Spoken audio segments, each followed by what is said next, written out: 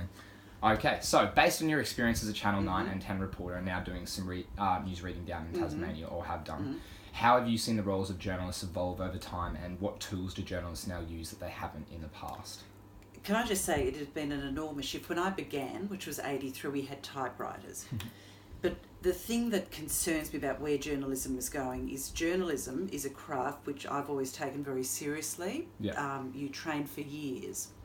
These days, though, with the advent of the internet and everything, you find everyone's a journalist, everyone's a cameraman. Everyone has their own opinion. Everyone has their own opinion, and I think a lot of the standards really slip through the cracks. So I think as a journalist of many years standing, that is a concern.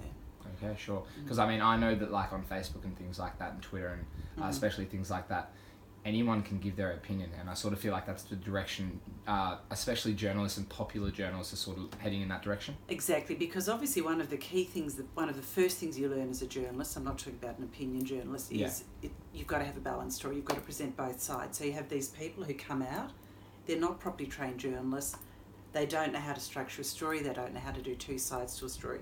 Other issues, for example, contempt of court. Yeah. I can't think of specific cases, but I know people who haven't been trained properly will come out and do a story that is in contempt of court, for example. So, Sure.